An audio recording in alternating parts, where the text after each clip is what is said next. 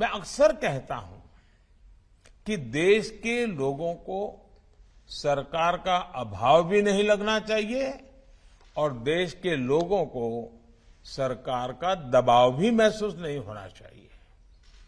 सरकार का दबाव जिन भी बात से बनता है उसमें अनावश्यक कानूनों की भी बहुत बड़ी भूमिका रही है। बीते 8 वर्षों में भारत के नागरिकों से सरकार का दबाव हटाने पर हमारा विशेष जोर रहा है।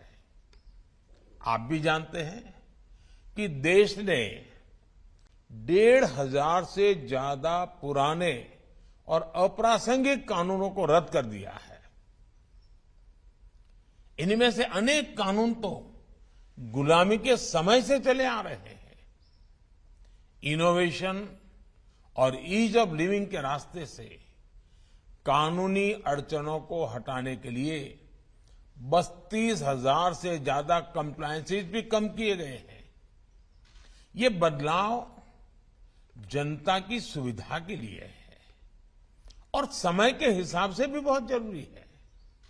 हम जानते हैं कि गुलामी के समय के कई पुराने कानून अब भी राज्यों में भी चल रहे हैं। आजादी के इस अमृत काल में गुलामी के समय से चली आ रहे कानूनों को समाप्त करके नए कानून आज की तारीख के हिसाब से बनाए जाना जरूरी है। जब मैं गुजरात का मुख्यमंत्री था तो हमने इवनिंग कोर्ट की शुरुआत की थी और देश में पहली इवनिंग कोर्ट की वहां शुरुआत हुई। इवनिंग कोर्ट्स में ज्यादातर ऐसे मामले आते थे जो धाराओं के लिहाज से बहुत कम गंभीर होते थे।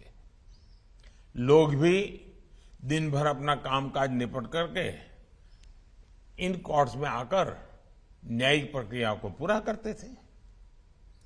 इससे उनका समय भी बचता था और मामले की सुनवाई भी तेजी से होती थी। जब न्याय व्यवस्था समाज के साथ साथ विस्तार लेती है, आधुनिकता को अंगीकार करने की स्वाभाविक प्रवृत्ति उसमें होती ही है, तो समाज में जो बदलाव आते हैं वो न्याय व्यवस्था में भी दिखते हैं। टेक्नोलॉजी किस तरह से आज न्याय व्यवस्था का भी अभिन्न अंग बन गई है, इसे हमने कोरोना काल में भी देखा है। आज देश में ई कोर्ट्स मिशन तेजी से आगे बढ़ रहा है। वर्चुअल हियरिंग और वर्चुअल पेशी जैसी व्यवस्थाएं अब हमारे लीगल सिस्टम का हिस्सा बन रही है। इसके अलावा केस की ई फाइलिंग को भी बढ़ावा दिया जा रहा है। अब देश में 5G के आने से इन व्यवस्थाओं में और भी तेजी आएगी।